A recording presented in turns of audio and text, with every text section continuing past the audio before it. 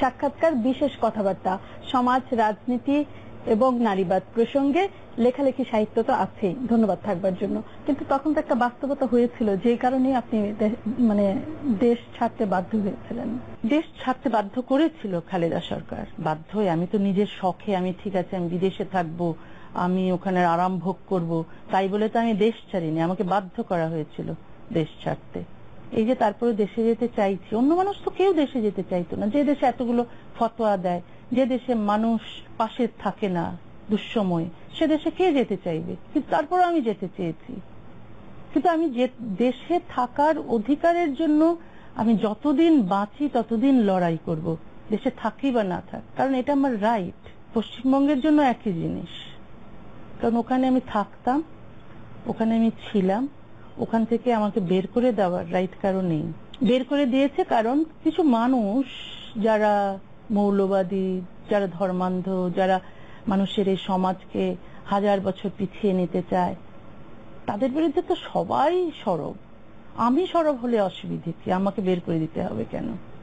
আসলে পশ্চিমবঙ্গে যেটা বড় হয়ে দাঁড়িয়েছিল সেটা হচ্ছে ভোট। ওরা ভেবেছিল, সিপিএম সরকার ভেবেছিল আমাকে তাড়ালে কিছু মুসলিম ভোট জুটবে, কিন্তু মুসলিম ভোট কিন্তু ওদের জোটেনি, ওরা গোহারা হেরেছে। মমতা ব্যানার্জিও তাই করছে, মুসলিম ভোট জোটা জুটবে এই আশায় আমাকে ঢুকতে দিচ্ছে না। কিন্তু বাংলাদেশ কি করছে? বাংলাদেশে আমার জন্ম, বড় হয়েছে, আমার দেশ। কি অন্যায় আমি করেছি? অন্যায় করলো মানুষ অন্যায় করছে না, তারপরে তো দেশে থাকছে, দেশে তার বিচার হবে। হ্যাঁ, কি অপরাধ করেছি? লিখেছি, বই লিখেছি, একটা বইয়ের লেখক। আমার কতগুলো বই ব্যান করেছে, সে ব্যানের বিরুদ্ধেও বাংলাদেশে কোনো প্রতিবাদ নেই। সেই দিক থেকে আমি পশ্চিমবঙ্গকে খুব ভালো মনে করি, কারণ অবশ্য সব দিক থেকে পুরোটাই নয়। যেমন ধর একটা বই ব্যান হয়েছিল দ্বিখণ্ডিত নামে পশ্চিমবঙ্গে, তাই মানবাধিকার সংস্থা কলকাতার ওরা মামলা করেছে ব্যানের বিরুদ্ধে। তারপর 2 বছর পর হাইকোর্ট কিন্তু ওই বই থেকে ব্যান তুলে দিয়েছে। অবশ্য মমতা ব্যানার্জি কিছুদিন আগে আমার একটা মেগা সিরিয়াল ব্যান করে দিল টিভিতে, তার জন্য খুব একটা কিছু হয়নি, তবে বইয়ের ব্যানটা উঠে গেছে। অন্তত কেউ তো কিছু প্রতিবাদ করেছে। বাংলাদেশে কি মানবাধিকার সংস্থা বলে কিছু নেই না? আপনার কি মনে হয় বাংলাদেশে যদি কেউ একটা আইনি লড়াই শুরু করে, রিট আবেদন করে, তাহলে আপনার ফিরে যাওয়ার পথ? ফিরে যাওয়া না, অন্যায় প্রতিবাদ করতে হবে। এখানে ফিরে যাওয়ার কথা জন্য আমি কিছুই বলছি না। অন্যায় ঘটলে তার প্রতিবাদ কেন ঘটবে না একটা দেশে? সরকার অন্যায় করছে, বই ব্যান করছে, সরকার একটা মানুষকে, একটা লেখককে ঢুকতে দিচ্ছে না, এই অন্যায় প্রতিবাদ হবে না কেন? ফিরতে পারি কি না ফিরতে না পারি সেটা অন্য কথা, কিন্তু অন্যায়ের প্রতিবাদ যে দেশে হয় না, যে দেশে। আপনার কি মনে হয় কেন আপনার পক্ষে প্রতিবাদ করছে না? আপনার এত বন্ধুরা সব এখন প্রতিষ্ঠিত, আপনার লেখা পড়ে। সেটা ওদের কাছে জিজ্ঞেস করো, সেটা ওদের কাছে জিজ্ঞেস করো, আমি জানি না, সেটা আমারও বড় প্রশ্ন। আমার কথা হচ্ছে যে দেখো, পলিটিশিয়ানরা নিজেদের স্বার্থে অনেক কিছু করে, অনেক কণ্ঠস্বরকে স্তব্ধ করে দেয়, অনেক মানুষকে মেরে ফেলে ওদের পলিটিক্যাল স্বার্থে। মৌলবাদীরা প্রোগ্রেসিভ সমাজ চায় না, তারা নারীর স্বাধীনতা অধিকারে বিশ্বাস করে না। তারা যে লেখকরা নারীর অধিকারের পক্ষে বলছে বা যে নারীবাদী নারীর অধিকারের পক্ষে বলছে, মৌলবাদীরা তাদের বিরুদ্ধে যাবেই, তাদের বিরুদ্ধে মিছিল করবেই। সুতরাং আমরা জানি যে মৌলবাদীদের চরিত্র, আমরা জানি সরকারের চরিত্র, কিন্তু বুদ্ধিজীবীরা যখন নষ্ট হয়, যখন অন্যায়ের প্রতিবাদ করে না, যখন মুখ বুজে থাকে, যখন স্বার্থান্ধ হয়, তখন কিন্তু সমাজটা নষ্ট হয়ে যায়। কারণ বুদ্ধিজীবী, লেখক, সাংবাদিক, কবি, এরাই তো সমাজের মানুষ যারা অন্যায়ের প্রতিবাদ করে। ওরা যখন অন্যায়ের প্রতিবাদ করে না, তখন ওই সমাজ থেকে বোধহয় আমার আর বেশি কিছু আশা করার থাকে না। তারপরে আমি নতুন প্রজন্মের দিকে তাকিয়ে আছি, এরা যদি প্রতিবাদ করে। আমার দেশে ফেরা, আমার দেশে থাকা খুব বড় ব্যাপার নয় আমার জন্য। মানুষের জীবন আর কদিন, কোথাও কেটে যাবে। দেশে আমার মা বাবাও নেই এখন, আত্মীয় স্বজন অনেক দূরে চলে গেছে। সুতরাং দেশে যাওয়ার জন্য যে আমি পাগল হয়েছি তা নয়, কিন্তু দেশে ফেরার অধিকারের জন্য আমি লড়াই চাই। সেটা আমার দিক থেকে আসছে। এখন যদি ইয়াং জেনারেশন বুঝতে পারে, প্রতিবাদ করে, কিন্তু ইয়াং জেনারেশন কেউ নষ্ট করেছে আমার বিরুদ্ধে যা তা ভাষায় লিখে। মিডিয়া, এক ধরনের মিডিয়া ব্যবহৃত হয়েছে মানে আমার বিরুদ্ধে লেখালেখি করে। এই সেদিনও আমাদের সময়.com কাল রাতে আমি পেলাম একটা ফেক ইন্টারভিউ, যাচ্ছে তাই ভাষায় লেখা একটা ফেক ইন্টারভিউ, অ্যাজ ইফ যেন তারা আমার ইন্টারভিউ নিয়েছে। মিথ্যে কথা, ওরা নিজেরা বানিয়ে বানিয়ে আমার ইন্টারভিউ লিখেছে, লিখে পাবলিশ করেছে। আজকের সূর্যোদয়, প্রথম বার্তা, হাবি জাবি কি সব নামের মানে পত্রিকারা এরকম ছাপিয়ে যাচ্ছে আমার বিরুদ্ধে, আমার বই ছাপাচ্ছে যেটা আমার বই নয়। তো এখন মানুষ ওগুলো পড়ে কি ভাববে? ওরা ভাববে, ওরা তো জানে না যে এগুলো ফেক ইন্টারভিউ, ওরা তো জানে না যে এই বইগুলো আমার লেখা নয়, অন্যের লেখা বাজে বাজে বই। তো ওরা এইরকম একটা খারাপ ধারণা পোষণ করছে। এখন ওরা যদি বুদ্ধিমান হয়, ওদের মধ্যে কেউ যদি বুদ্ধি থাকে, চোখ কান খোলা রাখে, তাহলেই বুঝতে পারবে এগুলো মানে কেউ বদমাইশি করেছে। কে অনুষ্ঠানে আপনি বুদ্ধিজীবীদের নষ্ট বুদ্ধিজীবী বললেন, আবারও ওই প্রশ্ন, এই বুদ্ধিজীবীদের বড় একটা অংশ আপনার সতীর্থ ছিল, আপনার সঙ্গে একসঙ্গে তাদের লেখালেখি ছিল, অনেকের সঙ্গে বন্ধুত্ব ছিল, তারা কেন পরে আপনার সাথে নেই? জানি না, বিষয়টা কি এরকম যে আস্থাহীনতা? আস্থা কিসের আস্থাহীনতা? মানে আপনি আপনার আত্মজীবনীতে অনেকের সাথে ব্যক্তিগত সম্পর্ক, যেটা গোপনীয় থাকবার এক ধরনের অলিখিত চুক্তি থাকে। এরকম কোন চুক্তি ছিল না কারোর সঙ্গে আমার যেটা অলিখিত থাকবে। আমার আত্মজীবনী লিখতে গিয়ে তো আমি আমার কথা লিখবো, মূলত আমি আমার কথা লিখেছি। কিন্তু একা তো মানুষ চলে না, মানুষের আশেপাশে মানুষ থাকে, সমাজ থাকে, রাজনীতি থাকে, একটা রাষ্ট্র থাকে। আমি তো সবার কথাই লিখেছি, আমি যেভাবে ফিল করেছি, যা দেখেছি জীবনে, যা আমাকে নির্মাণ করেছে, সেগুলোর কথা আমি লিখেছি। আমরা সাধারণত আত্মজীবনীতে যেরকম দেখি, অমুকের সাথে চা খেলাম, তমুকের সাথে হাঁটলাম, অনেক বেশি হচ্ছে বাইরের গল্প। আপনার কি মনে হয় যে আপনি ভেতরের নিজের গল্পগুলো বলেছেন বলেই তারা বিব্রত হয়েছে? অবশ্যই, কারণ যে মুখোশ পরে তো অনেকেই থাকে। আমি বলছি না যে সবাই মুখোশ পরে থাকে। আমি তো অনেক বন্ধুর কথা লিখেছি, অনেক মানুষ যাদের সঙ্গে মিশেছি ওদের কথা বলেছি, কিরকম ভালো ছিলেন তারা, না কিরকম আমাকে স্নেহ করতেন।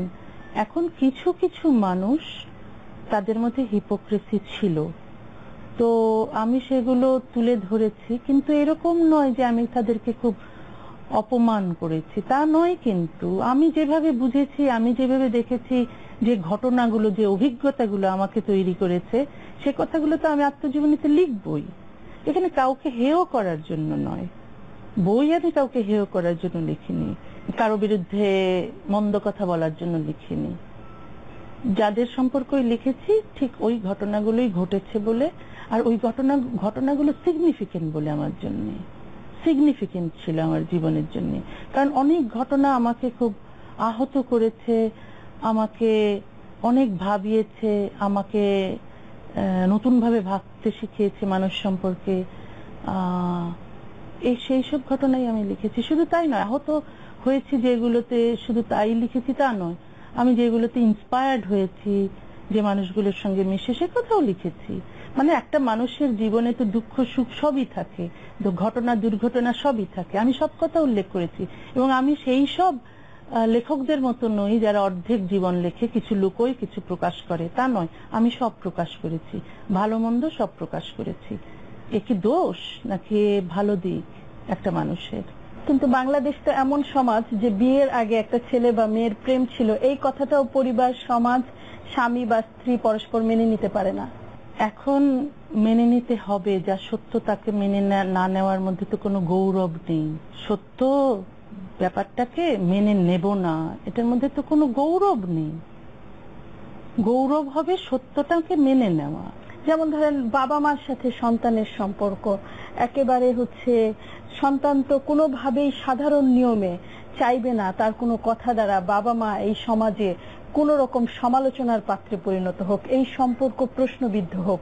কিন্তু আপনার লেখা সেই জায়গাতে স্পর্শ করেছে।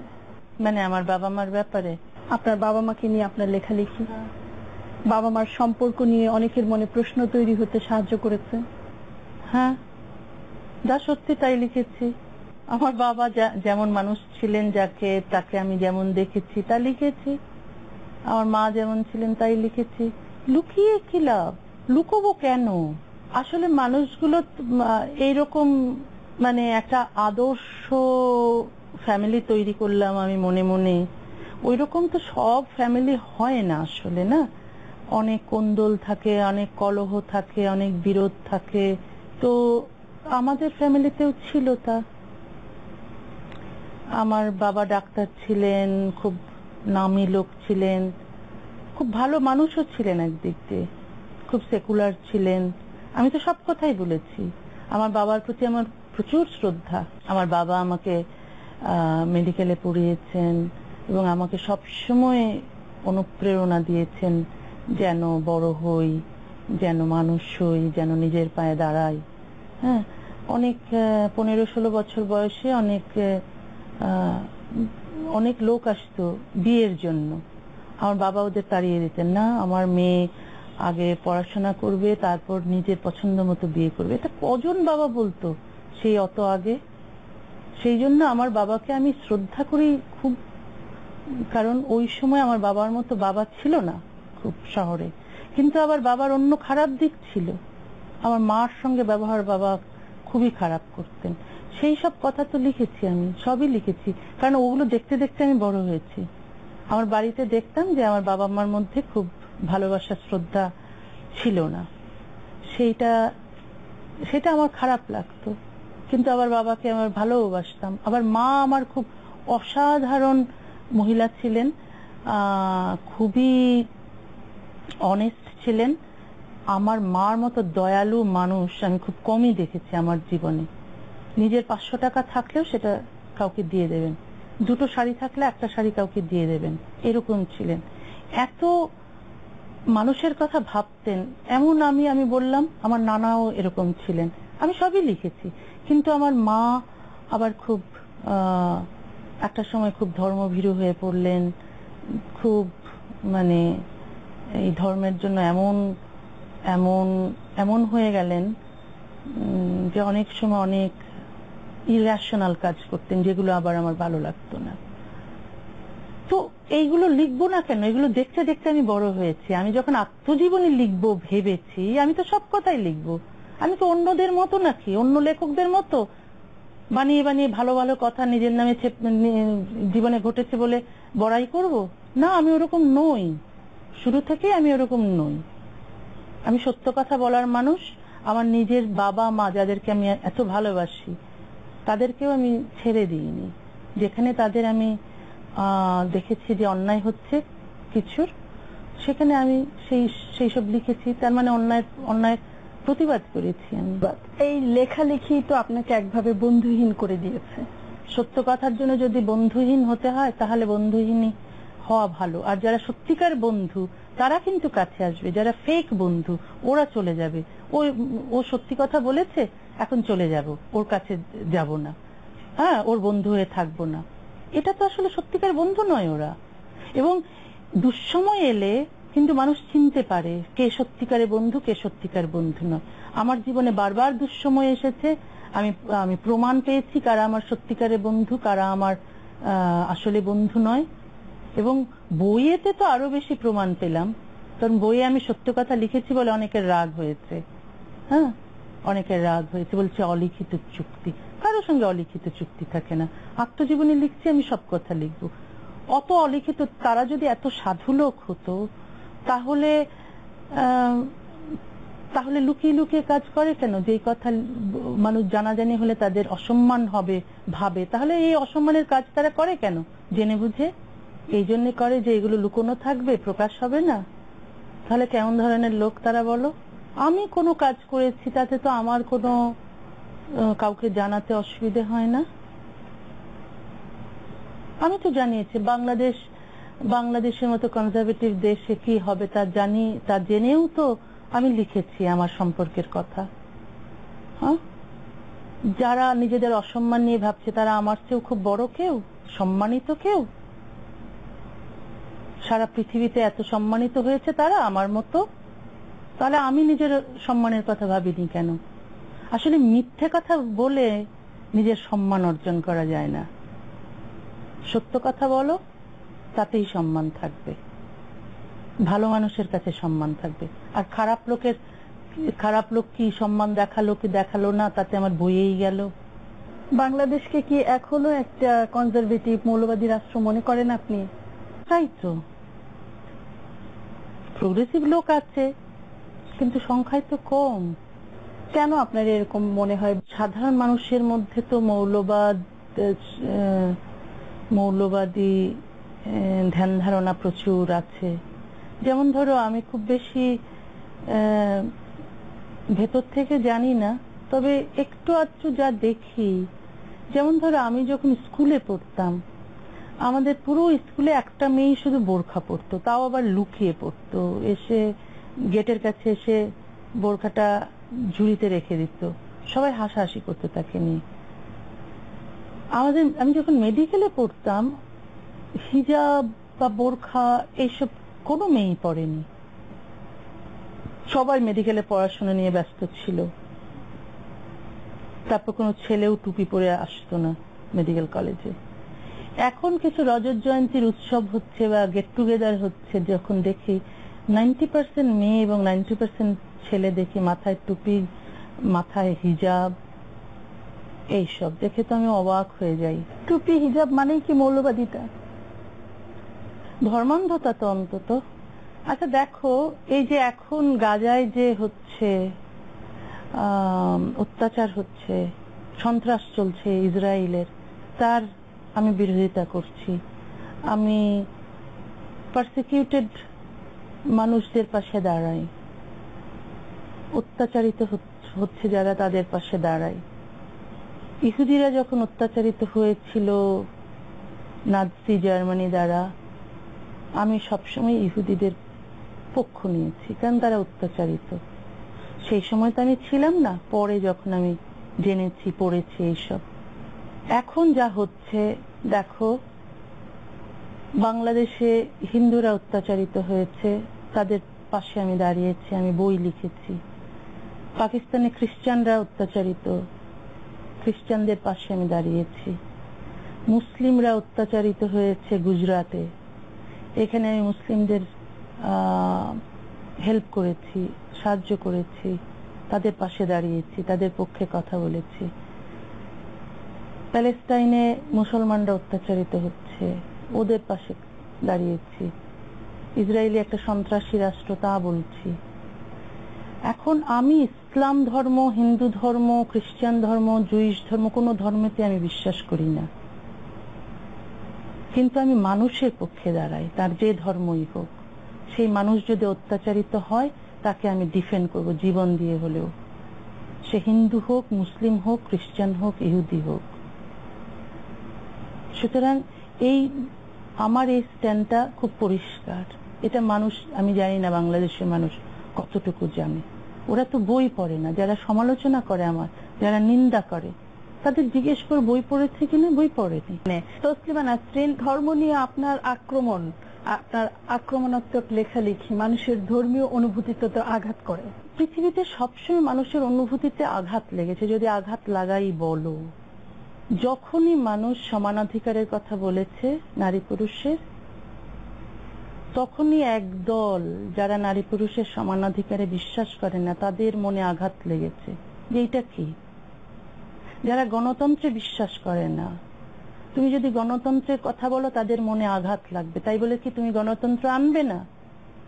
সমানাধিকারে কথা বললে কিছু লোকের মনে আঘাত লাগবে বলে কি তুমি সমানাধিকার আনবে না সমাজে?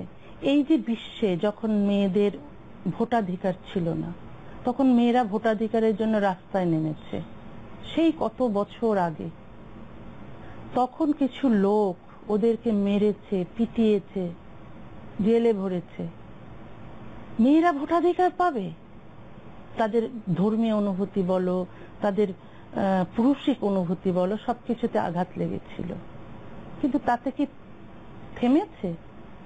যেটা ভালো সেটাই আলটিমেটলি এস্টাবলিশড হয়েছে, যে মেয়েদের ভোটাধিকার মেয়েরা পেয়েছে। একসময় শত শত মানুষকে মারা হতো, কেউ যদি চার্চের বিরুদ্ধে কথা বলতো। সেই ইনকুইজিশন, চার্চের ক্ষমতা চলে গেছে, কারণ ওদের মনে আঘাত লাগবে বলে কি আমরা মানে সমাজ পিছিয়ে রয়েছে? তা তো নয়। সুতরাং এইসব ধর্মীয় অনুভূতিতে আঘাত লাগবে এটা বলে আসলে গণতন্ত্রের বিরুদ্ধে, বাক স্বাধীনতার বিরুদ্ধে, মত প্রকাশের স্বাধীনতার বিরুদ্ধে এক ধরনের এটা ষড়যন্ত্র। এটা আঘাত লাগবে, সুতরাং আমাদের মনে আঘাত লাগানো চলবে না। তার মানে কি বন্ধ করতে হবে? মানুষের বাক স্বাধীনতা বন্ধ করতে হবে। ভিন্ন মত হলে তার ভিন্ন মত প্রকাশের অধিকার থাকবে না, সব বন্ধ করে দিতে হবে, সমাজ অচল করে দিতে হবে।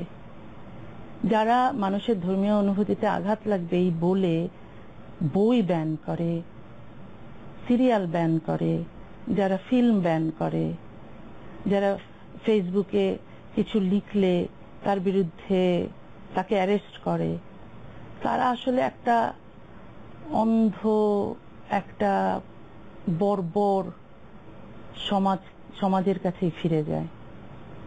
মত প্রকাশের স্বাধীনতা থাকতেই হবে যদি তুমি গণতন্ত্রে বিশ্বাস করো। তার মানে এই যে মৌলবাদীরা একটা আমাকে চিহ্নিত করেছে, বলেছে যে ও ইসলাম বিরোধী, এই জিনিসটা কাজ করছে ওখানে। মানে আমি ইসলাম বিরোধী, সুতরাং আমার বাংলাদেশে থাকা চলবে না, আমার পশ্চিমবঙ্গে থাকা চলবে না।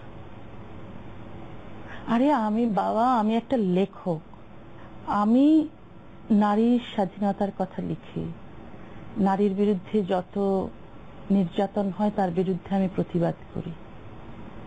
এখন আমাকে ইসলাম বিরোধী একটা আখ্যা দিয়ে বাস এতকাল যে আমি নারী অপারেশনের বিরুদ্ধে আমি লিখেছি সবগুলোকে মানে তুড়ি মেরে উড়িয়ে দেওয়ার চেষ্টা আর কি। এটা হচ্ছে নারী বিরোধীদের মানে কাজ, আমাকে সমাজ থেকে সরিয়ে দেওয়া, আমাকে সবকিছু থেকে সরিয়ে দেওয়া। তাতে কি? তাতে আমি যে এতকাল আমি 40টা বই লিখেছি, একটা দুটো নয়, 40টা বইয়ের আমি কিন্তু ধর্ম নিয়ে কোনো বই নেই, ইসলাম ধর্ম এই ইসলাম ধর্ম সেই নিয়ে আমার কোনো বই নেই। আমার 40টা বই হচ্ছে নারীর অধিকারের ওপর লেখা, কবিতার বই, প্রবন্ধের বই, আত্মজীবনী, ছোট গল্প, উপন্যাস। কোনো বইয়ের বিষয় কিন্তু ইসলাম ধর্ম নয়। তাহলে কেন? প্রচুর মানুষ আছে যাদের মূল বিষয় ইসলাম ধর্ম, তা নিয়ে পক্ষে লিখছে বা বিপক্ষে লিখছে, বা কারো বিষয় আছে ধর্ম। আমার ধর্মও কোনো বিষয় নয়, ধর্ম এসেছে আমার লেখায়। আমার ওই 40টা বই যেগুলো নারীর অধিকারের উপর লেখা এবং নারী নির্যাতনের বিরুদ্ধে লেখা, তাতে ধর্ম এসেছে। কারণ ধর্ম, পুরুষতন্ত্র, পুরুষতান্ত্রিক সংস্কৃতি বা কালচার কাস্টমস যাদের বলি, এইগুলো নারীর অধিকারের বিপক্ষে যায়। সুতরাং ওই প্রসঙ্গে ধর্ম এসেছে, অন্য সব ধর্মই এসেছে, ইহুদি ধর্ম, খ্রিস্টান ধর্ম, হিন্দু ধর্ম, বৌদ্ধ ধর্ম, ইসলাম ধর্ম। ইসলাম ওয়ান অফ দ্য রিলিজিয়ন, যার সম্পর্কে আমি বিভিন্ন বইয়ে আমি মন্তব্য করেছি। কিন্তু সেটা প্রধান করেছে কারা? তারা যারা নারী বিদ্বেষী লোক, যারা পুরুষতান্ত্রিক লোক, যারা আমার কণ্ঠস্বরকে ভয় পায়, যারা মনে করে যে আমার লেখা পড়ে মানুষ বদলে যাচ্ছে, মানুষ শিক্ষিত হচ্ছে, মানুষ নিজেদের সমান অধিকারের ব্যাপারে সচেতন হচ্ছে, সমতার ব্যাপারে সচেতন হচ্ছে। সচেতনতা চায় না, তারা মানুষকে, নারী পুরুষ উভয়কেই একটা অন্ধকারের মধ্যে ফেলে রাখতে চায়, যেখানে মানুষ কিছু জানবে না, প্রতিবাদ করবে না। আমি যেহেতু প্রতিবাদ করেছি, আমাকে সরিয়ে দাও, আউট করে দাও, বের করে দাও, তাহলেই এই আমার দ্বারা যে মানুষ ইনফ্লুয়েন্স হয়ে প্রতিবাদ করছিল ওটা বন্ধ হয়ে যাবে। এটা আমার বেলায় শুধু নয়, এটা বাংলাদেশে শুধু নয়, এটা পৃথিবীর সব জায়গায় হয়েছে, সব নারীবাদী লেখকদের বিরুদ্ধে হয়েছে। বেগম রোকেয়া অনেক নন্দিত, আপনি নির্বাসিত, দুজনই নারী অধিকার নিয়ে লিখেছেন। কে বলেছে বেগম রোকেয়া? বেগম রোকেয়ার সময়ে তো অনেক বেশি নিন্দিত ছিল। এখন আমি যখন ধরো আমার লেখা যখন মানুষ খুব পড়ছে, তখন হঠাৎ করে বেগম রোকেয়াকে আমদানি করা হলো। আগে বেগম রোকেয়ার নাম জানতো লোকে, হয়তো একটা প্রবন্ধ পড়তো, তারপর প্রচুর আমদানি করা হলো, প্রচুর বেগম রোকেয়া ছাপানো শুরু করতে লাগলো। কেন? তসলিমাকে চাপা দিতে হবে, ওকে কবর দিয়ে দিতে হবে। আমাকে কবর দিতে গেলে একজনকে কবর থেকে উঠিয়ে আনা হলো, সে হচ্ছে বেগম রোকেয়া। বেগম রোকেয়া ধর্ম সম্পর্কে যা লিখেছে, ইসলাম সম্পর্কে যা লিখেছে, তা পড়লে আজকের মুসলমানরা ওকে জ্যান্ত পুঁতে ফেলত। কিন্তু ওগুলো লেখা, তার ওইগুলো কথা বলা হয় না যে বেগম রোকেয়া ধর্ম সম্পর্কে কি বলেছে। ইসলাম ধর্ম সম্পর্কে বেগম রোকেয়া যা বলেছে তা আমিও বলিনি। এত ভয়ঙ্কর কথা বলেছে ইসলাম ধর্মের বিরুদ্ধে বেগম রোকেয়া। আজকে যদি বেগম রোকেয়া থাকতো, তার অবস্থা আমারই মতো হতো, বা আমার চেয়েও খারাপ হতো। বেগম রোকেয়াকে নিয়ে এইসব এখন লীলা খেলা যা হচ্ছে ওখানে, বেগম রোকেয়া এই ছিলেন, এত ভালো ছিলেন, এটা উনি বেঁচে থাকলে হতো না, উনি নেই বলেই হচ্ছে। আমি বেঁচে আছি বলে আমার বিরুদ্ধে এইসব হচ্ছে। আমি মরে গেলে বহু বছর পর যখন একজন নতুন নারীবাদী বাংলাদেশে আসবে এই মৌলবাদী পুরুষতান্ত্রিক সমাজে, তখন তাকে কবর দেওয়ার জন্য আমাকে কবর থেকে তুলে আনা হবে, বলবে তসলিমা অত ভালো ছিল। এখন যা করা হচ্ছে এগুলো সাইকেল একটা, এসব পুরুষতান্ত্রিক নারী বিদ্বেষী সমাজে একটা এরকম সাইকেল তারা করে থাকে। এগুলো একজন জ্যান্ত ভয়েসকে চাপা দেওয়ার জন্য, একটা জ্যান্ত ভয়েসকে মানে মেরে ফেলার জন্য, এগুলো তাদের কায়দা। আমি তো বেগম রোকেয়াকে সাংঘাতিক সম্মান করি। উনি তার সময় যা করেছেন তার তুলনা হয় না। তার অনেক লিমিটেশন ছিল, কিন্তু তারপর তো 100 বছর কেটে গেছে, আমার মধ্যে সেই লিমিটেশন থাকবে কেন? উনি হয়তো হিজাব করতেন, আমি হিজাব করবো কেন? আমি তো নতুন জেনারেশনের না বেগম রোকেয়ার চেয়ে। এখন বেগম রোকেয়াকে আনা হয় কারণ হচ্ছে একজন মৃত নারীবাদী থাকা অনেক ভালো এদের কাছে, একজন জীবন্ত জ্যান্ত প্রতিবাদী, একজন বলিষ্ঠ কণ্ঠস্বরের চেয়ে।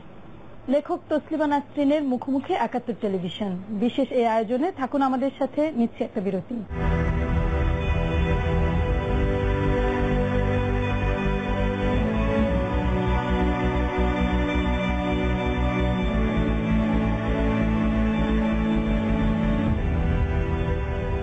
একাত্তরের বিশেষ আয়োজন তসলিমা নাসরিনের মুখোমুখিতে থাকবার জন্য ধন্যবাদ। তসলিমা নাসরিন, এই যে আপনি এত কিছু করলেন, এত প্রতিবাদ, এত লড়াই, দিন শেষে কি আপনি ভালো আছেন? অবশ্যই ভালো আছি, আমি তো প্রতিবাদ করতে পারছি। দিন শেষে কি কারণে ভালো থাকবো না? আমি আমার মতো করে কথা বলছি। আমি যদি সেই মেয়ে হতাম যে কথা বলতে চাই কিন্তু কথা বলতে পারছি না, আমার স্বামী আছে কথা বলতে দেবে না, আমি বেরোলে আমাকে কেটে ফেলবে, আমাকে যদি সেই পরিস্থিতির মধ্যে থাকতে হতো তাহলে আমি খারাপ থাকতাম। মানুষ থাকে না, কত মেয়ে আছে কথা বলতে চায় পারছে না, তাদের চেয়ে তো আমি ভালো আছি। কিন্তু আপনার লেখা জুড়ে অনেক বিষাদ। বিষাদ কি জানি, কেউ হয়তো বিষাদ পায়, কেউ হয়তো প্রেরণা পায়। আমি অনেক জায়গায়, পৃথিবীর অনেক জায়গায় দেখেছি মানুষ আমার কাছে এসে বলছে তোমার লেখা আমাকে শক্তি দেয়, সাহস যোগায়। বাঙালি নয়, অবাঙালি, উপমহাদেশের নয়, সব বাইরের, ফ্রেঞ্চ মেয়ে, জার্মান মেয়ে, আমেরিকান মেয়ে, এরা বলছে। কিন্তু একটা মানুষের যেরকম প্রাপ্তি বুঝায়, মানুষের একটা সংসার থাকে, বন্ধন থাকে, সেটা তো আপনার জীবনে নেই। আমার জীবনে হতো, আমি যদি এমন মানুষ পেতাম যে মেয়েদের স্বাধীনতায় বা অধিকারে বিশ্বাস করে, সমান অধিকারে বিশ্বাস করে। আনফরচুনেটলি সেরকম মানুষ আমি পাইনি। তাতে কি, আমার প্রচুর বন্ধু আছে, আমার প্রচুর শুভাকাঙ্ক্ষী আছে। একটা মানুষের কি একটা স্বামী সংসার থাকতে হয়? এগুলো তো সেই পুরনো ধ্যান ধারণা। মাতৃত্ব, সেটাও তো পুরনো ধ্যান ধারণা। মাতৃত্ব, আমার বেড়াল আছে না, আমি তাকে নিয়ে বেশ সুখী। একটা বাচ্চা তো আমার ইউটেরাস থেকে হওয়াতেই হবে কেন? পৃথিবীতে প্রচুর বাচ্চা আছে যারা অভাবে ভুগছে, যারা কষ্ট পাচ্ছে। তো সুতরাং এই যে সমাজ তৈরি করেছে যে মেয়েদের সতীত্বটা বজায় রাখতে হবে, মাতৃত্বটা বজায় রাখতে হবে, এইগুলো তো একটা পুরুষতান্ত্রিক সমাজের একটা একটা সিস্টেম, একটা রুল, যেখানে মেয়েকে বন্দি করেছে। মাতৃত্ব, সতীত্ব, একটা মেয়ের যদি পছন্দ হয় মাতৃত্ব, সে বাচ্চা নেবে, আর যদি না হয় সে নেবে না। কিন্তু যদি না নেয় সে, তাহলে যেভাবে তাকে আক্রমণ করা হয় তাতেই বোঝা যায় যে পুরুষতান্ত্রিক সমাজটা কত ভয়ঙ্কর, কত ভয়ঙ্কর ভাবে নারী বিরোধী। আপনাকে যদি নারী স্বাধীনতার মডেল ধরে নারীরা এরকম গণ সিদ্ধান্ত নেয় যে তারা মাতৃত্ব চায় না, তারা সংসার চায় না, তারা সতীত্ব রক্ষা করতে চায় না, তাহলে আপনার মনে হয় না সমাজে অনেক বেশি অরাজকতার সৃষ্টি হবে? এরকম আমি বলছি না যে মাতৃত্ব চাই না, আমি বলছি না যে মেয়েদের তোমরা সব বাচ্চা হনো বন্ধ করে দাও, তা বলছি না। একটা মেয়ে যদি ভালোবেসে বিয়ে করে, একসঙ্গে থাকে, তাতে আপত্তি কেন? কিন্তু একটা মেয়ে যেন দাসী না হয় কারোর, সেইটা বলি আমি। আমি তো বিয়েতে আপত্তি নেই, মা হওয়াতেও আপত্তি নেই। মেয়ে যদি একটা বাচ্চা প্রসব করতে চায় তাতে আপত্তি কেন? কিন্তু সে যেন যৌন দাসী না হয়, সে যেন সন্তান উৎপাদনের যন্ত্র না হয়, সে যেন সেক্স অবজেক্ট না হয়। কিন্তু আমাদের দেশে, আমাদের সমাজে কি দেখছি আমি? মেয়েরা হয় ভোগের বস্তু, নয়তো সন্তান উৎপাদনের যন্ত্র, নয়তো পুরুষের কৃতদাসী। এই তিনটে না হয়ে তুমি ভালোবেসে তুমি বিয়েও করতে পারো, একসঙ্গে সুখের সংসারও করতে পারো, তবে সেটা যেন সমানাধিকারের সংসার হয়, প্রভু দাসীর সম্পর্কের সংসার যেন না হয়। তারপর তুমি বাচ্চাও নিতে পারো, একটা কেন, যত খুশি, যদি তুমি ভালোবেসে একটা সংসারের মধ্যে থাকো। শরীরটা হচ্ছে, মেয়েদের শরীরটাকে এই পুরুষতান্ত্রিক সমাজ হচ্ছে সম্পত্তি করেছে। এটা পুরুষের সম্পত্তি, এটা সমাজের সম্পত্তি। তাই আজকে একটা মেয়ে কোথায় কার সঙ্গে গেল, কার সঙ্গে ঘুরলো, কার সঙ্গে শুলো, সেই হিসেব রাখে পরিবার প্লাস সমাজ। এটা পুরুষের বেলায় কিন্তু এরকম ঘটনা ঘটে না। বলছি কি, সেই জন্য অনার কিলিং বলে একটা ব্যাপার আছে। আমি অনার কিলিংকে অনার কিলিং বলি না, আমি বলি এটা মানে মেয়েদেরকে হত্যা করা। নারী বিরোধী সমাজ যখন মেয়েদেরকে হত্যা করে, হ্যাঁ, খুন করে, সেটাকে অনার কিলিং। আবার কি, কিসের অনার? পুরুষতান্ত্রিক সমাজের অনারটা থাকে মেয়েদের ভেজাইনাতে। এটা খুব মানে শেমফুল, এটা তো হওয়া উচিত নয়। একটা সমাজে পুরুষ নারী দুটোই হচ্ছে এই হিউম্যান স্পিসিস। তোমরা একসঙ্গে একরকম অধিকার নিয়ে বাস করো, তা নয় মেয়েদেরকে দাবিয়ে রাখা হবে। যতদিন এই পুরুষতান্ত্রিক সমাজ থাকবে ততদিন মেয়েরা এইভাবেই এই নারী বিরোধী, নারী বিদ্বেষী সমাজে বাস। তসলিমা নাসরিন মানেই হচ্ছে ধর্ম বিদ্বেষী এবং আরেকটি প্রতিশব্দ হচ্ছে পুরুষ বিদ্বেষী। কিন্তু আমরা আবার আপনার কথা থেকে শুনলাম সকল ধর্মের মানুষকে আপনি ভালোবাসেন। আমি মানুষের সে যে ধর্মের মানুষই হোক, তাদের পাশে আমি থাকি, তাদের প্রতি আমার কোনো বিরোধ নেই, বিদ্বেষ নেই। সে মানুষ খুবই ধর্মপরায়ণ হোক, খুবই ধর্মভীরু হোক, কেউ তার রাইট, তার অধিকার লঙ্ঘন করতে পারবে না। আমি তো হিন্দু ধর্মে বিশ্বাস করি না, আমি তো কোনো ধর্মেই বিশ্বাস করি না, কিন্তু আমি মানুষে বিশ্বাস করি, মানুষের অধিকারে বিশ্বাস করি। একজন হিন্দুর রাইট আছে তার মন্দির গড়ার, তার মন্দিরে যাওয়ার, পুজো করার, সে যদি চায়।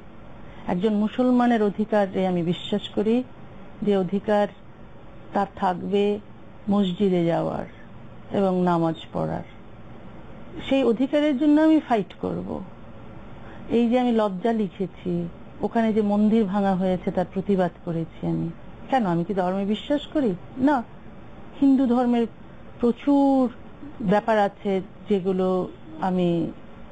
আমি অপোজ করি। ইসলাম ধর্মেরও আছে, সব ধর্মেরই আছে, খ্রিস্টান ধর্মের আছে। আমি ধর্মেই বিশ্বাস করি না, কিন্তু মানুষের সঙ্গে তো আমার কোনো বিরোধ নেই। সে মানুষ নাস্তিক হোক, আস্তিক হোক, মানুষের তো অধিকার থাকবে তার মতো করে জীবনযাপন করার। তার যদি ইচ্ছে করে ধর্ম পালন করার, তার সে অধিকার থাকা উচিত, এবং তার যদি ইচ্ছে করে ধর্ম পালন না করার, সে অধিকারও তার থাকা উচিত। এখন কিছু মৌলবাদী, ইসলামী মৌলবাদী আমাকে একটা লেবেল করেছে যে আমি ইসলাম বিরোধী। নয়, আমি শুধু ইসলাম বিরোধী নয়, আমি সব ধর্মেরই সমালোচনা করি। কিন্তু আমি মুসলমান, হিন্দু, খ্রিস্টান, বৌদ্ধ এদের বিরুদ্ধে আমার কোনো তো বিরোধ নেই। এরা মানুষ, সে মানুষের যে ধর্মই থাকুক না কেন, ওদের মানবাধিকার লঙ্ঘন করার অধিকার কারো থাকা উচিত নয়। তসলিমা নাসরিন পুরুষ বিদ্বেষী প্রয়োজনে পুরুষের কাছে থাকে, প্রয়োজন শেষ হলে সেই পুরুষকে ছুঁড়ে ফেলে, তার নামে বদনাম করে। তাই নাকি? এটা কে বললো? হাসবো নাকি কাঁদবো? আজকাল আর কাঁদি না, আজকাল হাসি এসব শুনলে, এখন হাসি পায়।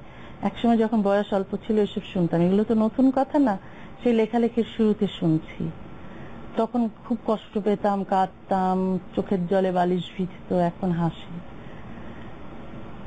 এইসব অনেক নারীবাদীর কাছে শুনেছি, পৃথিবীর সবাইকেই এসব বলে, কারণ যারা নারীর স্বাধীনতায় বিশ্বাস করে না, নারীর অধিকারে বিশ্বাস করে না, ওরা নারীবাদী লেখককে থামিয়ে দেওয়ার জন্য, ওদের আঘাত করার জন্য এইসব বলে যে তুমি তো পুরুষ বিদ্বেষী। এখানে আসলে পুরুষতান্ত্রিক সমাজটা যেহেতু নারী বিদ্বেষী সমাজ, সেহেতু অনেক আইন আছে, অনেক নিয়ম আছে এই পুরুষতান্ত্রিক সমাজে, যেগুলো নারীকে মানুষ হিসেবে মর্যাদা দেয় না, মেয়েদেরকে একটা যৌন বস্তু হিসেবে রাখে। সেটার সমালোচনা করা মানে যদি পুরুষ বিদ্বেষী হয়, তাহলে তুমি বুঝতে পারবে যে কোন লোকেরা এইসবের মানে এইসব বলছে, এই নিন্দাটা করছে বা এই অপবাদটা দিচ্ছে। তারা মনে করছে যে এই অপবাদটা দিলে আমি বা অন্যান্য নারীবাদীরা আর এগোবে না, আর কথা বলবে না। এগুলো হচ্ছে পুরুষতান্ত্রিক ষড়যন্ত্র, এইসবে গা করার কোনো মানে হয় না। আমরা একটু রাজনৈতিক প্রসঙ্গে ফিরি। সম্প্রতি বাংলাদেশে হেফাজতে ইসলাম নামে একটা দলের উদ্ভব হয়েছে এবং তারা হচ্ছে বিশাল জনসভায় প্রকাশ্যে বলেছে বাংলাদেশে নাস্তিকতাবাদের কোনো জায়গা নেই। আপনি আল্লামা শফী সম্পর্কে এর আগেও মন্তব্য করেছেন। এইরকম দেশে আসলে একজন তসলিমা নাসরিনের জায়গা আছে কিনা? একটা দেশে দেখো সব রকমের মানুষের জায়গা থাকা উচিত। একটা দেশে তো এরকম নয় যে শুধু এক ধরনের মতবাদ ওলা মানুষ থাকবে, তা তো নয়, বিভিন্ন মতবাদ থাকবে, তাদের মধ্যে ডিবেট হবে না, যে কোন মানুষ কোন দিকটা পছন্দ করে, মৌলবাদী মতবাদ অথবা নাস্তিক্যবাদ অথবা কোনো অন্য কোনো স্ট্যান্ড, এইসব তো সব ধরনেরই তো থাকা উচিত। মানুষ একটা দেশকে নাস্তিকতার জায়গা নেই বা একটা দেশে মৌলবাদের জায়গা নেই তাও তুমি বলতে পারো না। আমি তো কখনো বলতে পারি না একটা দেশে মৌলবাদের জায়গা নেই। মৌলবাদ যদি মানুষ পছন্দ করে জায়গা থাকবে না কেন? অবশ্যই থাকবে, তাদেরও অধিকার আছে। তারা যদি মৌলবাদী হতে চায় তাদের রাইট আছে মৌলবাদী হওয়ার। এখন আমি যদি অন্যের অপকার না করি, অন্যের ক্ষতি না করি, হার্ম না করি, তাহলে তো ঠিক আছে। আমি যখন ধরো আমি মৌলবাদের বিরুদ্ধে লিখছি, আমি কিন্তু তলোয়ার নিয়ে রাস্তা নেমে আমি কিছু করছি না, আমি ওদেরকে হুমকি দিচ্ছি না যে ওদেরকে মেরে ফেলবো। কিন্তু মৌলবাদীরা কি করছে? তারাও আমার লেখার বিরুদ্ধে লিখুক, আমি কোথায় কোথায় ভুল তারা দেখিয়ে দিক, এই জায়গাটায় আমি ভুল, মানুষ দেখুক, মানুষ পড়ুক। আমি একটা বই লিখেছি, তুমিও একটা বই লেখো। কিন্তু মৌলবাদীরা তা করে না। মৌলবাদীরা আসে আমাকে মেরে ফেলতে। তারা ফতোয়া দেয় যে কেউ যদি আমার গলাটা কেটে নিতে পারে, আমার মুন্ডু কেটে নিতে পারে, তাহলে এত টাকা দেওয়া হবে। তারা তো অন্যায় করে না। এটা তো অন্যের মত প্রকাশের স্বাধীনতাকে সম্মান করা নয়। এবং তুমি যদি একটা গণতান্ত্রিক দেশে বাস করো, তোমার তো অন্যের মত প্রকাশের অধিকারকে মূল্য দিতে হবে। মৌলবাদ আর নাস্তিকতাবাদ কি সহাবস্থান সম্ভব? সহাবস্থান কেন সম্ভব নয়? যদি মৌলবাদীরা ফতোয়া না দেয়, মেরে না, মৌলবাদের মূল তত্ত্বই তো হচ্ছে ফতোয়া, উগ্রবাদী যে তার মতের অনুসারী না তাকে আক্রমণ করা। হ্যাঁ, কিন্তু একটা দেশে যদি আইন থাকে যে না তুমি অন্য কারো উপর আক্রমণ করতে পারবে না যেহেতু তার মতটা তোমার মতের থেকে ভিন্ন, তাহলে তো সে আইনে সেও তার অপরাধী বলে বিবেচিত হবে না। কোনো নাস্তিক যদি বলে যে না আমি একটা মৌলবাদীকে মেরে ফেলবো, তাহলে সেটাও অন্যায়, সে অপরাধের বিচার তারও হওয়া উচিত। আছেন ৭১, দেখছেন তসলিমা নাসরিনের সাথে মুখোমুখি বিশেষ আয়োজন। কথা বলছিলাম একেবারে নারীবাদ, মৌলবাদ এবং সমাজ রাজনীতি প্রসঙ্গে। তসলিমা নাসরিন, আপনি তো তেঁতুল তত্ত্বের কথা শুনেছেন, আল্লামা শফী সাহেব বলেছেন বাংলাদেশের নারীদের সম্পর্কে। হ্যাঁ, এটা আমি লিখেওছি, তেঁতুল তত্ত্ব। এরকমই তো ভাবছে। তেঁতুল তত্ত্ব মানে যে মেয়েরা তেঁতুলের মতো, তো আচ্ছা, ও না হয় একটু তেঁতুল শব্দটা একটু অন্যরকম বলেছে। তেঁতুল শব্দের সঙ্গে তো সাধারণত খুব কম্পেয়ার করা হয় না, কিন্তু পুরুষতান্ত্রিক লোকেরা তো নানাভাবেই তো নানা উপমাই তো দিচ্ছে। মেয়েটা দেখতে কমলা লেবুর মতো, ওর গালটা ঠিক আপেলের মতো, এইসব বলছে না? বলছে তো। সে ফ্রুটস বা একটা বস্তুর সঙ্গে তুলনা করছে মেয়েদের। তো তো একই, মানে তেঁতুলটা খুব লাগছে গায়ে, কারণ তেঁতুলটা তো সাধারণত ইউজ হয় না, সেই জন্যে ব্যাপারটা তো একই, মেয়েরা যৌন বস্তু।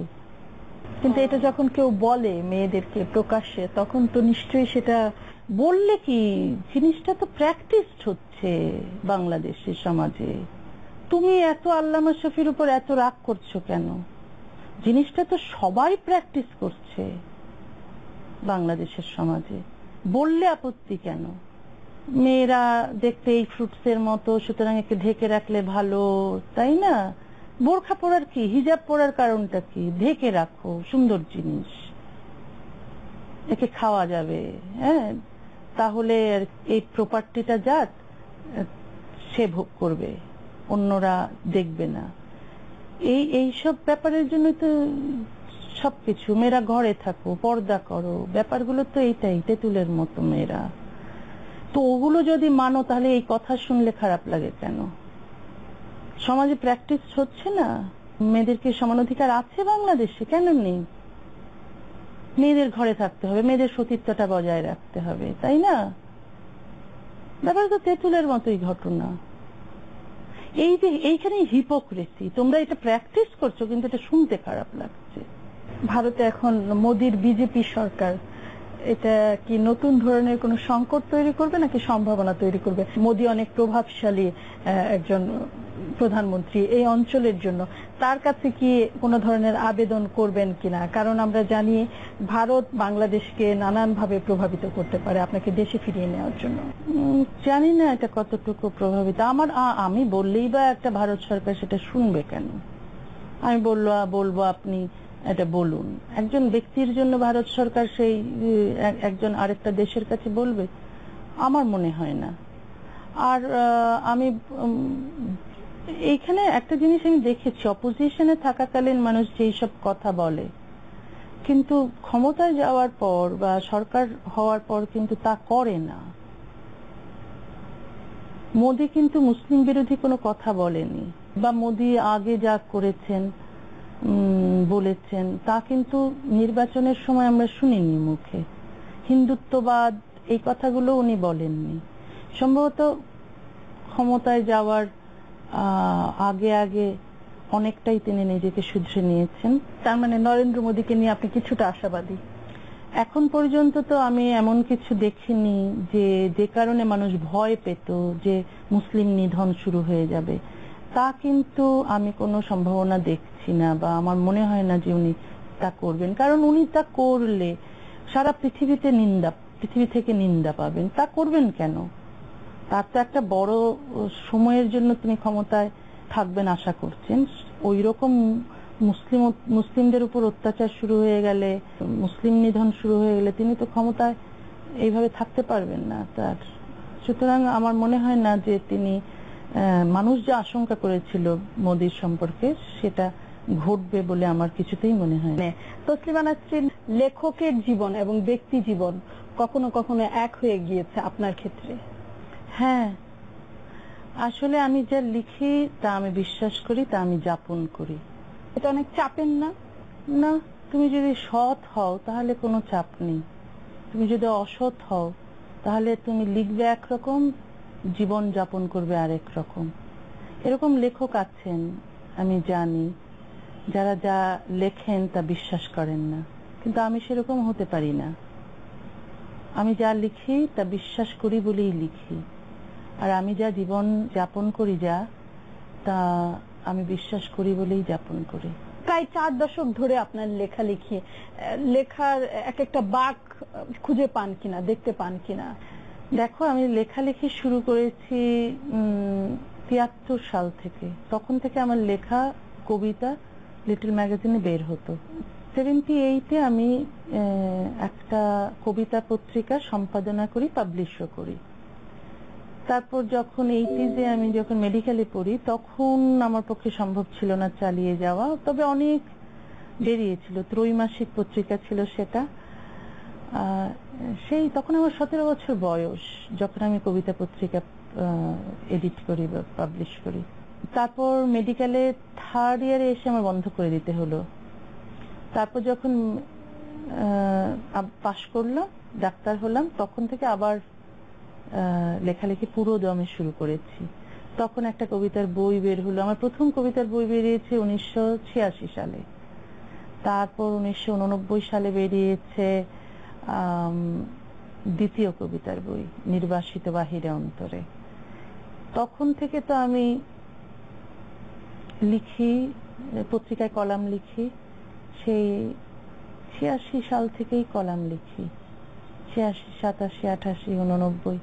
তো 90 এর দিকে আরেকটা কবিতার বই বেরোলো। 91 আমার এই যে এতকাল ধরে 80 দশকের শেষ দিকে যে কলামগুলো লিখেছি বিভিন্ন পত্রিকায়, সেগুলো নিয়ে প্রথম বই বেরোলো, গদ্যের বই, সেটা হচ্ছে নির্বাচিত কলাম। সে বইটা তো আনন্দ পুরস্কার পেয়েছিল, সেটা প্রচুর মানুষও পড়েছে। একটা সমাজ একটা নাড়া খেয়েছিল, তো না খেয়েছিল, না হলে আমাকে বের করার জন্য পাগল হয়ে গিয়েছিল কেন? এই যে এত মানুষ পথে নেমেছিল, 50,000 লোক, কি আমাকে আমার ফাঁসি চায়। তারপর শুধু 50,000 তো একদিন, ওরকম নয়, 4 লক্ষ লোক পথে নেমেছিল সেই 1994 সালের জুলাই মাসে, যখন ওরা লং মার্চ করলো আমার ফাঁসির দাবিতে। 3 লক্ষ 4 লক্ষ লোক পথে নামতো।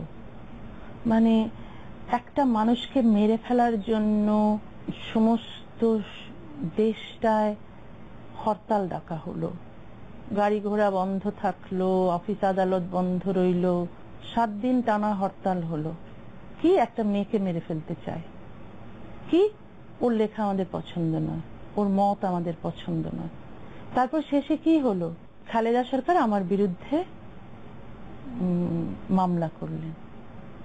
কি মামলা? কারো ধর্মীয় অনুভূতিতে আঘাত দিয়েছি, সুতরাং আমার শাস্তি হবে।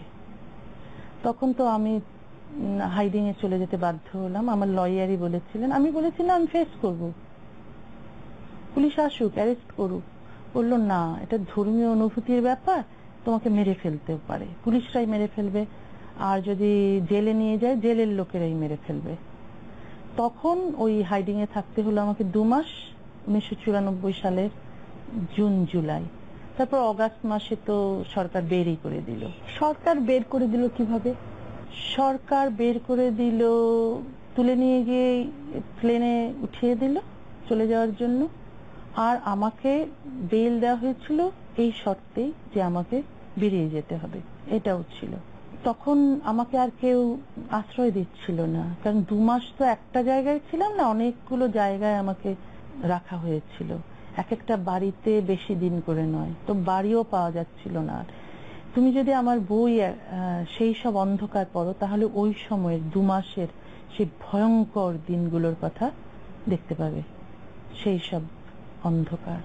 এত সব আমি বলছি যে আমার লেখা মানুষ যেমন ভালোবাসতো, মানুষ হয়তো কিছু মানুষ হয়তো ভয়ও পেত লেখাকে, মানে আমার লেখাকে, আমাকে, সেই কারণে আমাকে তাড়িয়ে দেওয়ার চেষ্টা। না হলে তো নারীবাদ নিয়ে লেখা তো আরো অনেক লেখকই লিখেছে, তাদেরকে তো বের করার জন্য পাগল হয়ে ওঠেনি মৌলবাদীরা। তো আমাকে বের করার জন্য এত পাগল হয়ে উঠেছিল কেন? আমাকে ফাঁসি দেওয়ার জন্য এত পাগল হয়ে উঠেছিল কেন? ফতোয়াই বা দিয়েছিল কেন? আর কারো বিরুদ্ধে তো ফতোয়া দেওয়া হয়নি, মাথার দাম ধার্য করা হয়নি, আর কারো বিরুদ্ধেই নয়। আপনি বাংলাদেশের অনেক লেখকের বন্ধু, তাদের লেখা এখন পড়েন, তাদের সাথে যোগাযোগ হয়? খুব কম যোগাযোগ হয়, খুব কম আমি ওদের লেখা পাই, যদি পাই আমি পড়ি। আজকাল ফেসবুকে আমি বাংলাদেশের কিছু মানুষ লিখছে, নতুন কিছু লেখক পড়ছি। কেমন মনে হয় এই নতুন লেখকদের লেখা? কি ধরনের সম্ভাবনা দেখেন? এদের একটু অন্যরকম ভাষা দেখলাম, যে ভাষায় কথা বলছে সে ভাষায় লিখছে, সেটা আমার কাছে খুব ইন্টারেস্টিং মনে হয়েছে, কারণ এইরকম তো আগে ভাবিনি।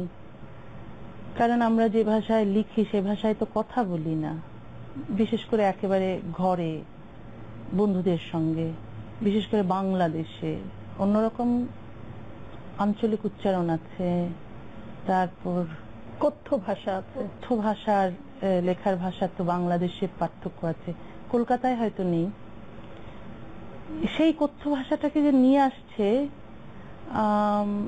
সেটা আমার কাছে খুব মজার মনে হয়েছে, যে এটা আসতেও পারে, এটাই হয়তো এক ধরনের নতুন ভাষা হবে। তারপর কিছু কিছু ছেলে মেয়ের লেখা দেখলাম, বেশ বেশ বুদ্ধিদীপ্ত। আছেন ৭১-এ, দেখছেন তসলিমা নাসরিনের সাথে ৭১ টেলিভিশনের বিশেষ আয়োজন, বিশেষ সাক্ষাৎকার, বিশেষ কথাবার্তা। সমাজ, রাজনীতি এবং নারীবাদ প্রসঙ্গে লেখালেখি, সাহিত্য তো আছেই। ধন্যবাদ থাকবার জন্য। আপনাকে যদি বলা হয় আপনি বাংলাদেশে ফেরত যেতে পারবেন, থাকতে পারবেন, কিন্তু লেখালেখি বন্ধ করতে হবে, না, তা তো আমি মেনে নেব না। তা কেন আমি মেনে নেব? বাংলাদেশে গিয়ে আমি কি করব? লেখালেখি করতে পারবো না, এই আবার কি কেমন? আমি তেমন জায়গায় থাকবো যেখানে আমি স্বাধীনভাবে লেখালেখি করতে পারি। বাংলাদেশ, আপনার স্বপ্নের বাংলাদেশ কেমন হবে? সেটা স্বপ্নের বাংলাদেশ হবে যেখানে নারী ও পুরুষের মধ্যে কোনো বৈষম্য থাকবে না, নারীর বিরুদ্ধে কোনো আইন থাকবে না। এখন যা আছে, মানুষের মত প্রকাশের অধিকার থাকবে, মানুষ শিক্ষিত হবে, বিজ্ঞান মনস্ক হবে, মানুষ নিজেদের ব্যাপারে নিজেদের সিদ্ধান্ত নিজেরা নেবে, নারী অর্থনৈতিকভাবে স্বাবলম্বী হবে। এই যে ধনী এবং দরিদ্রের মধ্যে বড় একটা গ্যাপ আছে, সেই গ্যাপটা থাকবে না। বাংলাদেশের কোন স্মৃতি সবচেয়ে বেশি মনে পড়ে? ভালো, খারাপ, আক্রমণ, হামলা? আক্রমণ, হামলা, ওগুলোকে তো খুব ওগুলো ভাবতে তো আর ভালো লাগে না। অনেক কিছু ভালো আছে, যেমন বইমেলা, খুব বইমেলা এলে খুব মিস করি।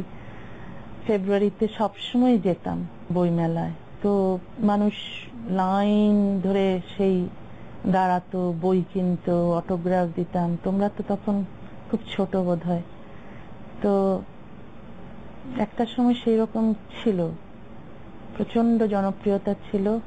আবার বিরোধী দলও ছিল, মানে আমার বিরোধী দল, যারা আমার বিরুদ্ধে বইমেলায় মিছিলও করেছে, বই পুড়িয়ে দিয়েছে, বইমেলায় আমার বই পুড়িয়ে দিয়েছে। আবার মানুষ ভালোবেসে বই কিনেছে, অটোগ্রাফের জন্য অনেক দিন এসেছে, হয়তো সুযোগ পায়নি, নিয়েছে। আবার অনেক দূরের শহর থেকে আসতে শুধু চোখের দেখা দেখার জন্য।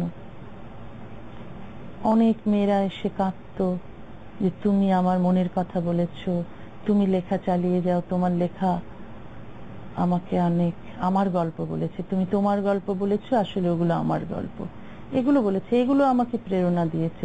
দেখো, আমি অনেক পুরস্কার পেয়েছি পৃথিবীতে, এই অনেক মানবাধিকার পুরস্কার, সাহিত্য পুরস্কার, নারীবাদী পুরস্কার অনেক পেয়েছি, ইউরোপ থেকে, আমেরিকা থেকে, এত সব, মানে আমি অনেকভাবে সম্মানিত হয়েছে। কিন্তু সবচেয়ে বড় পুরস্কার আমার মনে হয় যখন একটা মেয়ে এসে বলে তোমার লেখা আমাকে শক্তি দিয়েছে, তোমার লেখা আমাকে সাহস দিয়েছে, তোমার লেখা পড়ে আমি যে পড়া বন্ধ করে দিয়েছিলাম, স্কুলে যাওয়া, কলেজে যাওয়া, সেটা শুরু করেছি, তোমার লেখা পড়ার পর আমি নিজের পায়ে দাঁড়িয়েছি, তোমার লেখা পড়ার পর নিজের সিদ্ধান্ত আমি নিজে নিচ্ছি, আমি অনেক বেশি সাহসী হয়েছি। ওটার চেয়ে বড় পুরস্কার তো আর কিছু নেই। মনে হয় যে দেশে থাকলে আরো অনেক বেশি লেখার উপাদান পেতেন? হ্যাঁ, তা ঠিক, দেশে থাকলে তো অনেক বেশি উপাদান পেতাম, কিন্তু সেটা থেকে বঞ্চিত হচ্ছি। বঞ্চিত কে করছে? বাংলাদেশ সরকার করছে। কারণ দেখো, আমাকে মেরে ফেলা হবে, আমার বিরুদ্ধে এতগুলো ফতোয়া আছে, এতগুলো মাথার দাম ধার্য করা আছে, তারপরেও আমি ফিরতে চাইছি, ভয়ঙ্কর ঝুঁকি নিয়ে ফিরতে চাইছি, তারপরেও এই দেশে ফিরতে চাইছি, কিন্তু আমাকে ফিরতে দেওয়া হবে না। কেন? আমাকে কি ওরা ভালোবেসে ফিরতে দিচ্ছে না, যে না তসলিমা বেঁচে থাকা দরকার, তসলিমা এলে তসলিমাকে মেরে ফেলবে, সুতরাং তসলিমাকে এত শ্রদ্ধা করি যে তসলিমা দূরে থাকুক, সেফ থাকুক? এটা তো ভাবছে না, এটা ভেবে তো বলছে না আমাকে যে এই যে যেতে দিচ্ছে না, সেটা তো আমার নিরাপত্তার জন্য যে ওরা যেতে দিচ্ছে না তা নয়, বরং তাদের নিরাপত্তার জন্য যেতে দিচ্ছে না। তাদেরকে না আবার মৌলবাদীরা বলে যে তুমি তো ইসলাম বিরোধীকে ঢুকিয়ে ইসলাম বিরোধী, তুমিও ইসলাম বিরোধী, এই কথাটা বলে যদি, দুটো ভোট নষ্ট হয়ে যায় যদি, তাই হয়তো যেতে দিচ্ছে না। একটা মানববন্ধনও তো হয়েছিল মাঝখানে আপনাকে দেশে, সেটা খুবই অল্প কয়েকজন লোক, অনেকে হয়তো আমার লেখা পড়ে, আমার লেখার মতো করেও লেখে। অনেকের লেখা আমি দেখি ঠিক আমি যে কথাগুলো একসময় লিখেছিলাম ঠিক ওই কথাগুলোই লিখছে, নিজের মতো করে লিখছে, কিন্তু বিষয়টা একই। যে বিষয়গুলো এখন লোকে লিখছে বা বলছে সেই বিষয়গুলো অনেক আগে আমি লিখেছিলাম। এখন হয়তো এগুলো পড়ে কারো কিছু মনে হয় না, কিন্তু এক সময় যখন আমার লেখাগুলো পড়তো তখন এটা খুব ধাক্কা দিত সমাজকে। কিন্তু এখন কিন্তু ওই লেখাগুলোই লেখা হচ্ছে এবং কোনো যে ওই লেখকদের বিরুদ্ধে কোনো আন্দোলন হচ্ছে না, আমার বিরুদ্ধে যেরকম বড় আন্দোলন হয়েছিল। তো কিছু কিছু মানুষ বলে, তবে যোগাযোগটা তো এখন কম, আমি জানি না। তবে ফেসবুকে ইদানিং আমি দেখছি কিছু তরুণ প্রজন্মের লেখায় আমি বেশ দেখছি যে খুব সম্ভাবনা আছে যে ওরা হয়তো বদলাবে সমাজটাকে, ওরা হয়তো বলবে যে কারো ভিন্ন মত থাকলেও সেই মতকে আমাদের শ্রদ্ধা করতে হবে, তার অধিকারকে লঙ্ঘন আমরা করব না। হয়তো হবে। আমি তো সুন্দর পৃথিবীর স্বপ্ন দেখি যেখানে সুস্থতা, সমানাধিকার, সমতা এইসব আছে। তো আমার জীবনে হয়তো তা আমি দেখে যেতে পারবো না, আমি হয়তো আশাও করি না অতটা যে এইরকম স্বপ্ন আমি দেখি, যেরকম সুন্দর সুস্থ সমাজের স্বপ্ন আমি দেখি, কোনো বৈষম্যহীন সমাজের, কোনো নারীরা আর নির্যাতিত হবে না সেই রকম সমাজের, পুরুষরাও আর নির্যাতিত হবে না। কিন্তু নারীরা যে নির্যাতিত হয় এবং পুরুষরাও যে নির্যাতিত হয় সমাজ, দুটোর মধ্যে পার্থক্য আছে। নারীরা নির্যাতিত হয় তারা নারী বলে, পুরুষরা তো বিভিন্ন কারণে নির্যাতিত হয়, তারা পুরুষ বলে নির্যাতিত হয় না। তো এরকম বৈষম্যহীন একটা সমাজ হয়তো আমার জীবনে আমি দেখব না, কিন্তু হয়তো কোনো এক সময় সেই রকম একটা সমাজ হবে এই পৃথিবীতে, এরকম স্বপ্ন দেখি। স্বপ্ন দেখি বলেই তো লিখি, না হলে লিখতাম কেন? কেন বৈষম্যের বিরুদ্ধে লিখি, কেন নির্যাতনের বিরুদ্ধে লিখি? কারণ ওই রকম একটা সুন্দর সমাজ চাই বলেই তো লিখি, তাই না? না হলে আমি কেন অন্যদের মতো পার্টি করছি না, ওইখানে ঘুরে বেড়াচ্ছি না, আনন্দ করছি না? আমি কেন একটা ঘরের মধ্যে বসে লিখছি? স্বপ্ন আছে বলে তো লিখছি না। একটা সুন্দরের স্বপ্ন থাকলে মানুষকে হয়তো অনেক ভুগতে হয়, তাই আমি ভুগছি।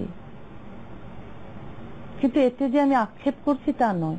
জীবনটাকে যদি আবার বলো যে কি করতাম পেছনে ফিরে গেলে, আমি ঠিক এইগুলোই করতাম যেগুলো আমি করেছি, এভাবেই বলতাম যেভাবে আমি বলেছি। কারণ আমি তো একটা সুন্দরের স্বপ্ন দেখছি, একটা সুন্দর সমাজের স্বপ্ন দেখে বলছি, সব লিখছি সব। দেশে ফিরতে পারলে প্রথম কি কাজ করতে চান, কি করতে ইচ্ছা করে? হয়তো আমার অ্যাপার্টমেন্টে যাব। শান্তিনগরে একটা অ্যাপার্টমেন্ট কিনেছিলাম, ওটা তো বোধহয় আমি 6 মাসও থাকতে পারিনি, তাড়িয়ে দেওয়া হলো। সেই অ্যাপার্টমেন্টে যাব, জানি না কেমন আছে সেই অ্যাপার্টমেন্ট, কেমন দেখতে এখন। আগে তো খুব সুন্দর করে সাজিয়েছিলাম। সেখানে যাব। তারপর আমার নানি আছে, খুব অসুস্থ এখন। আমার মা মারা গেছেন কিন্তু নানি এখনো আছেন, এখনো আমার জন্য কাঁদে, তুই কবে ফিরবি দেশে বলে বলে কাঁদে। তাকে দেখতে যাব ময়মনসিংহ। 2 দশক ধরে দেশান্তরে থাকবার পরও দেশ নিয়ে তসলিমা নাসরিন ৭১ টেলিভিশনের সাথে ভাগাভাগি করেছেন তার ব্যক্তি জীবনের নানান ভাবনা চিন্তা, দেশে ফেরার আগ্রহের কথা জানিয়েছেন, নতুন প্রজন্মের প্রতি তার আশাবাদের কথাও বলেছেন। ধন্যবাদ ৭১ এর সাথে থাকবার জন্য।